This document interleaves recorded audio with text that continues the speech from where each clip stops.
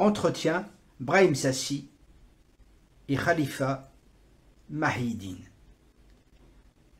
Publié dans le journal Diaspora DZ, le 21 août 2025. Autour du livre de Khalifa Mahiddin, l'épopée berbère.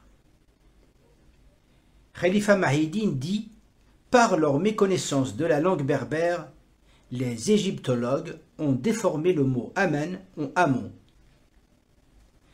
Dans cet entretien, Khalifa Mahiddin nous invite à une réinterprétation radicale de l'histoire, en dévoilant les liens étroits qu'il établit entre les mathématiques des anciens Égyptiens et les peuples berbères.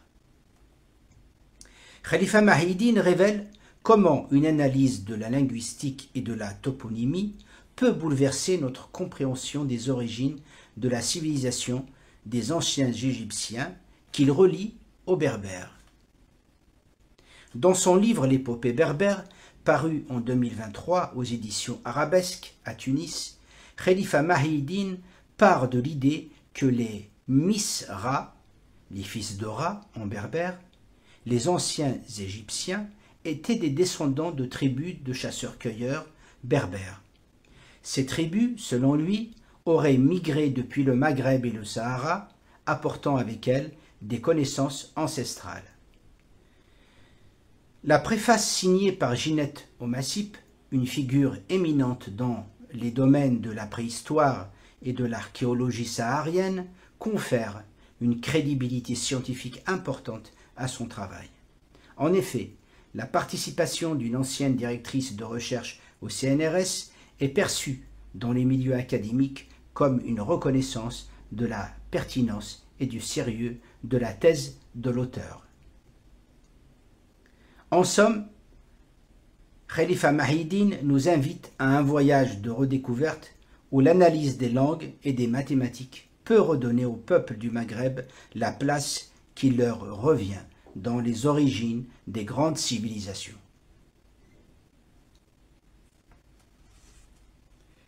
Khalifa Mahiddin, il faut dire que votre livre propose une thèse audacieuse sur les origines berbères de la civilisation des anciens Égyptiens.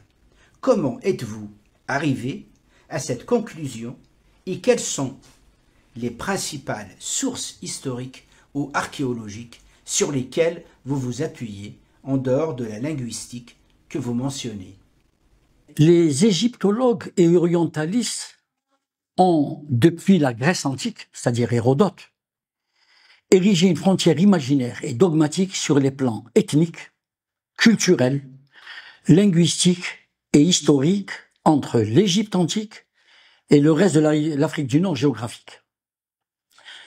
Cette frontière imaginaire, pour ne pas dire dogmatique, tracée entre les peuples frères de l'Afrique du Nord géographique, a encore de fervents adeptes qui ne peuvent se départir de leur complexe et de leur vision de l'histoire avec des œillères occidentales et néocoloniales. Pour remettre l'histoire à l'endroit, je me suis attelé à entreprendre cette décolonisation de l'histoire des Amazirs, c'est-à-dire des Berbères, pour la décomplexer de son prisme gréco-romain. Mon ouvrage a donc consisté à recadrer l'histoire de l'Afrique du Nord dans son véritable contexte géographique et historique. Cette nouvelle vision de l'histoire des Berbères est une remise en cause fondamentale des préjugés et a priori existants depuis la Grèce antique, la Grèce et la Rome antique, et qui perdurent à ce jour chez certaines historiens et historiennes zélateurs de l'Occident. En fait, cette thèse se base sur une vision nouvelle de l'égyptologie à travers la toponymie, les noms de personnages et vocables, soulignant de troublantes similitudes avec la langue berbère. Elle accrédite l'hypothèse d'une migration de populations de chasseurs-cueilleurs du Maghreb et Sahara central, et principalement de l'Algérie, vers la grande rivière située à l'est de l'Afrique septentrionale, suite aux graves crises climatiques survenues dans cette région entre 25 000 et 10 000 ans avant notre ère. Nicolas Grimal, archéologue et historien, fait référence d'ailleurs à cette transhumance dans une préface à l'ouvrage intitulé « Du Sahara au Nil ». Je le cite. « L'un des déserts les plus arides au monde rappelle qu'il fut jadis peuplé d'êtres qui avaient déjà fixé les 3 premières de ce qui sera l'une des plus longues civilisations de la Terre. Une fois réalisée la transhumance ultime vers les rives qui bordent le Sahara naissant, le départ sans retour pour fuir l'aridité et gagner l'oasis permanente du Nil. » D'ailleurs, de même, dans son article sur les sources de la civilisation, l'archéologue Sidmeyer fait un lien étroit entre l'évolution de l'homme et les conditions climatiques. Je le cite. « L'Égypte montre de manière exemplaire combien l'évolution des hommes est liée aux conditions géographiques et climatiques de leur environnement. La vallée du Nil apparaît comme une oasis fluviale enserrée par les déserts. À l'ouest s'étend le vaste Sahara, à l'est s'étirent les chaînes montagneuses escarpées qui séparent l'Égypte de la mer Rouge. Seul un étroit passage au nord-est, au niveau de la côte septentrionale du Sinaï, permet l'accès à la Palestine et au Proche-Orient. » D'ailleurs, dans ce même article, Sidmeyer situe les origines du peuplement d'Égypte au début du Paléolithique, c'est-à-dire on se rejoint là. Et je le cite. « La découverte d'outils en pierre dans la vallée du Nil situe les traces de peuplement humain au début du Paléolithique. À cette époque, l'Égypte ne présente pas encore les traits d'une culture singulière. Il faut attendre le Paléolithique final entre 25 000 et 10 000 ans avant Jésus-Christ pour en trouver les premiers témoignages. Une période d'extrême sécheresse conduit alors les hommes, les chasseurs-cueilleurs, qui arpentaient les savanes du Sahara, à rejoindre le cours du fleuve, encore faible et irrégulier, pour y trouver leur subsistance. Quant à Madame Ginette Omassip, ex-directrice de recherche au CNRS et spécialiste de l'Afrique et du Sahara préhistorique, elle relève dans son ouvrage intitulé « Le Bas-Sahara dans la préhistoire » et que, donc, je cite, « En fait, c'est à la fascination exercée le siècle dernier par l'Égypte, son admirable civilisation, bien plus qu'à des arguments que l'on doit l'idée d'origine égyptienne du néolithique saharien. » Évidemment, comparé à l'Égypte, le Sahara devient, ainsi qu'a pu le souligner Zaboriwski, d'une pauvreté relative. Par les identités qu'elle montre, ces quelques pièces, donc archéologiques, ne peuvent résoudre la question des rapports entre la vallée du Nil et donc le Sahara. Leur rareté n'est en aucun cas garante d'une absence de convergence. Elle exclut l'idée de colonisation et amoindrit celle d'influence, mais ne saurait écarter celle de contact dont l'époque ne peut être précisée, et je ferme les guillemets. Et dans un autre ouvrage, intitulé « Trésor de l'Atlas », Ginette Omassip relève que, s'appuyant sur les similitudes entre le bélier asphéroïde et le bélier d'Amon, certains auteurs trouvaient en Égypte les sources de l'art de l'Atlas. Vaufré, Xel, Oppenheimer, le professeur plutôt, cette hypothèse se heurte à la jeunesse relative du culte d'Amon en Égypte, que l'on situait entre 3000 et 2000 ans avant Jésus-Christ. Dans un cas comme dans l'autre, l'hypothèse d'une origine égyptienne ne résiste pas aux données chronologiques dont on dispose actuellement pour les industries néolithiques. Et je ferme les guillemets. L'origine de la population berbère dans toute cette région de l'Afrique septentrionale, allant de l'Atlantique à la mer Rouge, est confirmée également par Yves et Christine Gauthier. Dans leur ouvrage, ces chercheurs, enfin leur ouvrage qui s'appelle Des chars et des tifinards, ces chercheurs font référence à la présence de plusieurs milliers de sites rupestres dans toute cette région.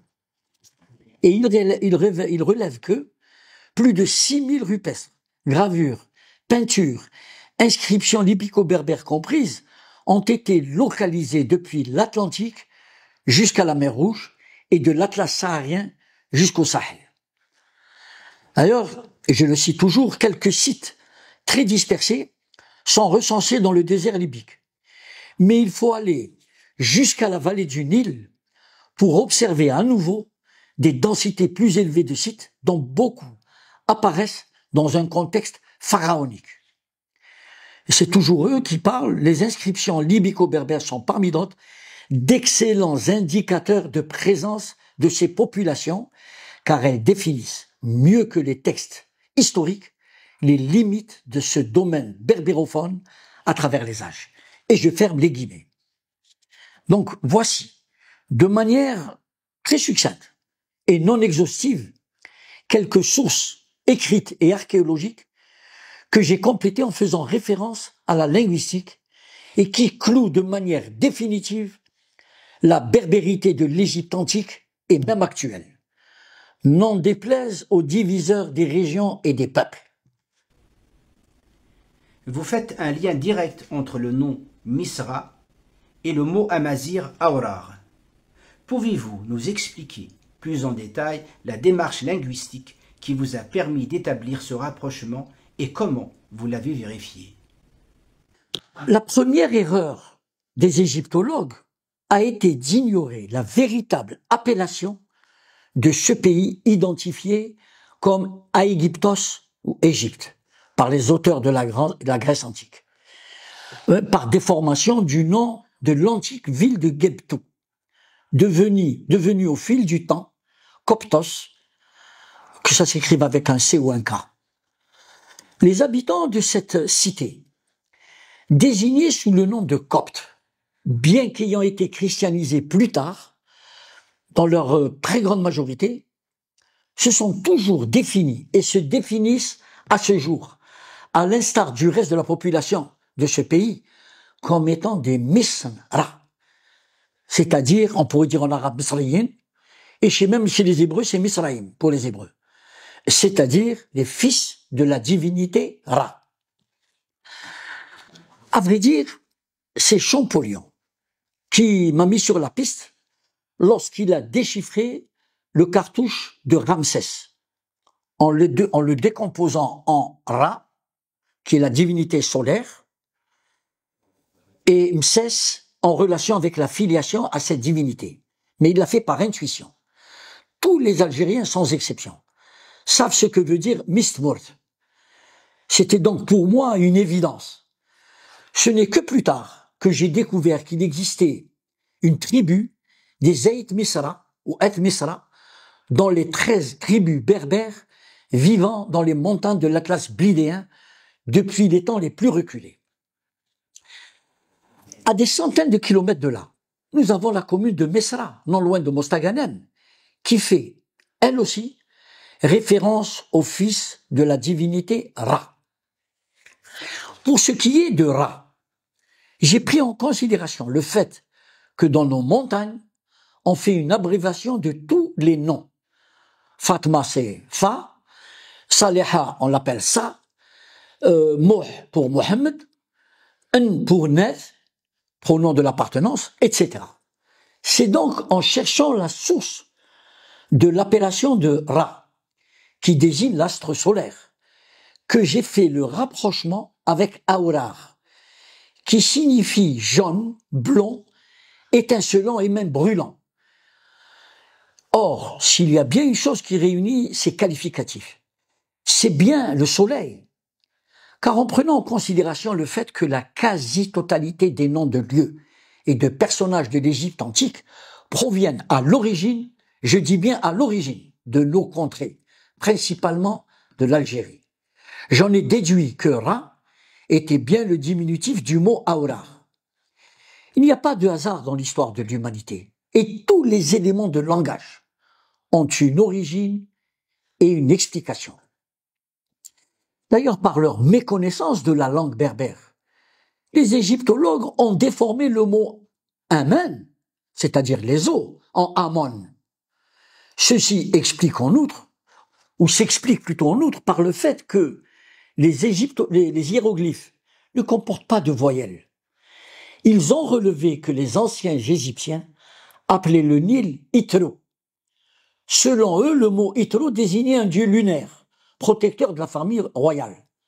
Or, de par le lien que je fais avec la langue amazigh, j'en ai déduit que Itro veut dire il pleure, ce qui s'explique parfaitement dans la mesure où Amen, désignant les eaux, était sacralisé par les descendants des tribus de chasseurs-cueilleurs amazigh, au point d'en faire un dieu du nom de Amen. Et quand le dieu Amen, et non Amon, quand le dieu Amen pleure, c'est-à-dire Yithro, ses larmes se transforment en des flots ininterrompus. Donc, nous voyons que le lien avec l'eau devient évident pour des populations qui ont connu les affres de la sécheresse dans leur région d'origine, ce qui les a obligés à migrer vers la grande rivière qu'ils se sont appropriée en l'appelant Nil. Nil, moi je l'écris avec une apostrophe. Nef et ceux de la rivière. Le chiffre 12 occupe une place centrale dans votre analyse, de l'astronomie égyptienne aux religions monothéistes. Selon vous, cette adoption par d'autres cultures est-elle une coïncidence ou une preuve d'une influence historique directe des Misra? C'est l'observation durant des siècles de la régularité périodique des crues du Nil, qui revenaient chaque année après 12 apparitions de lune, qui a fait comprendre aux prêtres du pays des Misra, c'est-à-dire l'Égypte, l'importance qu'il fallait accorder au chiffre 12. Ils avaient constaté que c'est en 12 lunaisons que la Terre fait une révolution complète autour du Soleil. Le chiffre 12, considéré comme sacré et divin par les anciens Misra, explique la raison pour laquelle la dépouille mortuaire du pharaon était portée par 12 notables et qu'ils ont fait figurer le même nombre dans les signes du zodiaque. Alors, ce chiffre 12 a été repris également dans la Torah, écrite et compilée entre le 7e et le 2e siècle avant Jésus-Christ, soit plus de 6 siècles plus tard, c'est-à-dire après l'Exode, par les descendants des prêtres monothéistes, suite donc à l'exode de l'Égypte vers la terre de Canaan, aux environs de 1350 avant Jésus-Christ. D'ailleurs, donc, en évoquant les 12 enfants de Jacob, qui sont aussi à l'origine des 12 tribus d'Israël. De même, on retrouve ce chiffre 12 dans le Nouveau Testament, où il est question des 12 apôtres de Jésus-Christ, repris symboliquement par le drapeau européen, en faisant figurer 12 étoiles, pour faire référence de manière camouflée au christianisme. C'est dire l'influence qu'a eu la civilisation de l'Égypte antique sur les civilisations ultérieures, qu'elles soient grecques, romaines et même plus tard occidentales. Et c'est en tenant compte des observations liées au cycle des astres durant des siècles que les Misra ont eu l'intelligence de partager les journées en 12 parties égales et par symétrie la nuit en autant d'intervalles, et donc sans tenir compte de la longueur des jours et des nuits durant les saisons. De même, la confection de la corde égyptienne à 13 nœuds et 12 intervalles a permis aux Misra de concevoir le seul triangle rectangle à côté entier avec une hypoténuse minimale, c'est-à-dire à progression arithmétique, 3, 4 et 5. Et qui donne, en les additionnant, donc, le chiffre 12. Et si on utilise la suite géométrique, 3 par 4 par 5, ça fait 60. Voici pourquoi les Misra ont décidé de partager le temps en heures, de 60 minutes, la minute en 60 secondes. Tout comme la planète a été partagée en degrés, en minutes et en secondes d'arc. Tout cela à partir du nombre 12, tiré de la nature, c'est-à-dire des 12 lunaisons d'une crue à l'autre du Nil. On peut donc dire que le chiffre 12 était la pierre angulaire des mathématiques égyptiennes. D'ailleurs, ce chiffre a influencé de manière significative la façon dont nous mesurons le temps et les angles aujourd'hui. C'est donc en se basant sur la nature que les anciens Égyptiens, les anciens fils de la divinité Ra, ont synchronisé non seulement le temps avec le mouvement des astres, mais également avec la mesure. Et c'est la raison pour laquelle les Grecs, les anciens Grecs, les appelaient les maîtres de la mesure et du temps. Donc ça, c'était les savants grecs de la Grèce antique. Vous affirmez que les Grecs se sont appropriés le nombre pi et le nombre d'or. Pouvez-vous nous donner des exemples de documents ou de découvertes qui, selon vous, prouvent que les Égyptiens possédaient déjà ces connaissances mathématiques avant les Grecs? Ce sont donc ces données géométriques et mathématiques, et notamment la corde à 13 nœuds, qui sont à l'origine du théorème de Pythagore, que l'historien Hérodote considérait comme l'un des plus grands esprits de la Grèce, et que Hegel disait de lui qu'il était le premier maître universel. Et ceci alors qu'il avait passé 22 années à étudier la géométrie et les mathématiques auprès de ses maîtres du pays des Misra. De la même manière d'ailleurs que tous les savants de la Grèce antique. Il ne faut pas occulter le fait que lorsque la Grèce antique était dans les ténèbres, la civilisation de l'Égypte antique brillait de mille feux. Et ce, plus de 2000 ans avant l'émergence de la civilisation hellénique. En effet, l'apogée de cette civilisation grecque se situe traditionnellement entre 500 et 300 avant Jésus-Christ, alors que la Grande Pyramide date de 2500 ans avant Jésus-Christ. D'ailleurs, cette Grande Pyramide contient dans les rapports entre certaines de ses dimensions le nombre pi, c'est-à-dire 3, 14, 16, le nombre d'or, qui équivaut à 1,618, et d'autres découvertes en lien avec la dimension et la vitesse de rotation de la Terre, etc. Sans entrer dans le détail de ces calculs, il est, par exemple, relevé par certains mathématiciens et astronomes que la hauteur de la Grande Pyramide, elle faisait 280 coudées de 0,5236 mètres, soit 146,60 mètres. Ça correspond à une fraction du rayon polaire de la Terre, tandis que sa base est liée à la circonférence de la Terre. L'Occident a cherché à faire accroire que le nombre 3, 14, 16 avait été découvert par Archimède. C'est d'ailleurs ce qu'on nous a enseigné dans le lycée, depuis notre jeune âge. Or, il se trouve que cette coudée d'exactitude mesure 0,5236 et se décompose en 28 doigts de 1,87 cm chacun. Et quand on multiplie donc 28 par 1, on trouve le chiffre. Donc on se demande pourquoi l'Occident cherche à nous faire croire que la coudée royale, elle varie entre 52,3, etc. Alors que le chiffre exact, c'est bien 0,5236. Et d'ailleurs, cette erreur est voulue par l'Occident. Car le rapport flagrant entre la coudée d'exactitude et le nombre pi, ainsi que le nombre d'or, il est flagrant.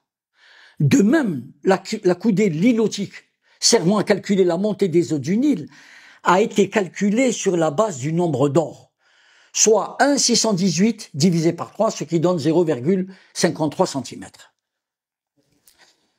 Les anciens Égyptiens ont mis en place un calendrier civil qui était basé sur des observations astronomiques et des croyances religieuses. Le découpage de l'année en 365 jours, plus 5 jours supplémentaires, qui étaient qualifiés d'épagomènes, c'est-à-dire maléfiques. Et le résultat de ce système, ce sont les observations des astronomes du pays des Misra qui ont créé dans un premier temps un calendrier de 12 mois de 30 jours. C'est-à-dire, ça faisait donc 360 jours. Ils ont cependant observé que le lever héliaque de l'étoile Sirius, c'est-à-dire le moment où elle réapparaissait à l'horizon, juste avant le lever du soleil, coïncidait avec le début de la crue du Nil. C'était au niveau de Thèbes. L'événement le plus important de l'année pour leur agriculture. Leurs observations donc ont montré que le cycle de Sirius durait exactement 365 jours, un quart. Cependant, comme cela faussait la division de la planète en 360 degrés, ils ont décrété que les 5 jours supplémentaires étaient maléfiques. Voilà pourquoi on les appelle épagomènes. Pour connaître le rapport existant entre la coudée d'exactitude, le nombre d'or, le mètre et la taille de la planète Terre, il faut rappeler que la Terre est divisée en 360 degrés. Chaque degré est divisé en 60 minutes d'arc et chaque minute d'arc en 60 secondes d'arc, ce qui donne une mesure moyenne de 30,9 mètres pour une seconde d'arc. Or, lorsque l'on divise 1000 fois le nombre d'or par 30,9, on trouve 52,36 secondes d'arc. Et donc, on retombe toujours sur la coudée d'exactitude. Bon, ces calculs, c'est l'œuvre de Monsieur Quentin. C'est l'observation de l'ombre sur la Terre, de la Terre sur la Lune plutôt, qui a fait comprendre aux astronomes égyptiens que la Terre était une sphère, car il est connu que l'ombre d'un corps reproduit la forme de ce corps. Donc, contrairement à ce qui est affirmé par certains historiens occidentaux, ce n'est pas les Grecs Philaléos, 470 avant Jésus-Christ, qui a le premier découvert que la Terre était une sphère. Vous écrivez que la coudée d'exactitude, 0,5236 mètres, est une constante mathématique universelle qui a un rapport avec la sphéricité de la Terre. Comment un avocat, spécialiste de l'histoire et non des mathématiques, peut-il faire une telle affirmation et quelle méthode de recherche avez-vous utilisée pour cela? C'est un astronome du nom de Antoniadi, qui était astronome à l'observatoire de Meudon, qui a fait cas dans son ouvrage sur l'astronomie des anciens égyptiens de coudée d'exactitude, et non de coudée royale ou de coudée égyptienne. Et c'est cette coudée d'exactitude qui a servi à construire la grande pyramide, et donc on sait maintenant qu'elle mesure exactement 0,5236 mètres. Je considère, pour ma part, que c'est une constante mathématique universelle, ignorée à dessein par les Occidentaux. En effet, cette coudée d'exactitude, dont un modèle existe au musée du Louvre, et certainement au British Museum, on voit qu'elle mesure 0,5236. L'ingénieur Jomard, que Napoléon avait pris avec lui lors de sa campagne d'Égypte, en avait donné la dimension exacte. Donc, le fait qu'on nous dise que c'est pas sûr, elle fait 0,523, c'est faux. Elle fait 0,5236. Et c'est grâce à une parfaite connaissance de l'astronomie que les anciens Misra ont mis au point une mensuration qualifiée de divine, appelée coudée royale ou coudée d'exactitude, de valeur 0,5236. Cette coudée se présente sous la forme d'une règle graduée en 28 doigts de 1,87 cm chacun. Et les 15 derniers doigts sont eux-mêmes divisés en 2, 3, 4, 5 et jusqu'à 1/16e de doigt, ce qui donne 1/16e de millimètre. D'ailleurs, le lien flagrant établi avec le nombre pi, 3, 14, 16, explique la raison pour laquelle la coudée d'exactitude a été contestée dans ses dimensions pour devenir une hypothèse controversée. Ce qui est certain, c'est que la coudée royale de 0,5236 mètres a été l'instrument de mesure qui a servi à la construction de la Grande Pyramide et d'autres monuments avec une précision étonnante. En réalité, ce qui pourrait expliquer cette controverse, c'est le fait que l'on a attribué aux savants de la Grèce antique la découverte du nombre pi et le nombre d'or, alors qu'il ressort clairement des rapports entre les dimensions de la Grande Pyramide. Et il faudrait se demander si la mensuration du droit de la coudée d'exactitude, c'est-à-dire le droit qui fait 1,87 cm. Alors on se demande si elle n'a pas été calculée en multipliant le nombre pi par le nombre d'or et en divisant le résultat par la constante d'Euler. En effet, quand on multiplie 3, 14, 16 par 1,618 divisé par la constante d'Euler, on trouve 1,87. Donc en montrant le lien existant entre la coudée de Nippur et la coudée égyptienne, un chercheur du nom de Quentin Leplat fait remarquer que l'édification de la Grande Pyramide a intégré plusieurs unités de mesure à des fins numériques qui nous échappent encore. D'ailleurs, M. Quentin Leplat en veut pour preuve que la hauteur de la Grande Pyramide mesure en coudée de Nippur 200 fois le nombre d'argent, qui fait 1,414 et qui est la racine carrée du nombre 2. Et que la diagonale de la base mesure 200 fois le nombre pi. Et il relève en outre que le périmètre de la Grande Pyramide mesure une demi-minute d'arc du méridien de la Terre. La précision est là aussi remarquable puisqu'elle est à 99,98% exacte. C'est éloquent et montre la maîtrise qu'avaient les anciens Égyptiens des mensurations de la planète Terre. Votre ouvrage soutient que l'Occident a délibérément ignoré l'apport des peuples du sud de la Méditerranée. Quel est, selon vous, l'intérêt de l'Occident à occulter cet héritage et quelles en sont les conséquences pour l'histoire telle qu'on l'enseigne aujourd'hui? Comme cela a été développé dans la réponse à vos précédentes questions, la maîtrise des sciences astronomiques, géométriques, mathématiques et architecturales par les anciens Mesra a permis à la civilisation grecque de prendre le relais de ses connaissances et découvertes plusieurs siècles après et de se les approprier.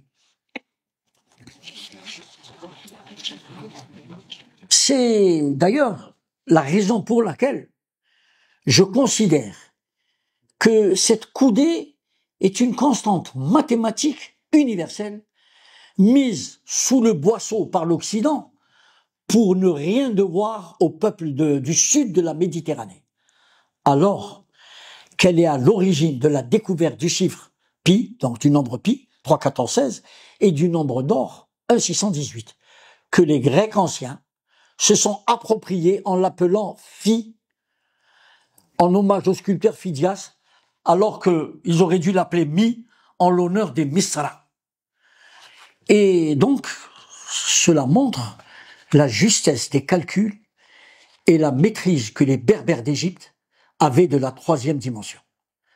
La symbolique du cercle avait une grande importance pour les Misra, dans la mesure où il représente les planètes et conjugue à la fois l'infinité de l'univers, dans le chiffre 3, 14, 16, qui est interminable, et dont les décimales donc sont infinies, et sa mensuration limitée comme la vie sur Terre, lorsque le périmètre de ce cercle est représenté par une ligne droite.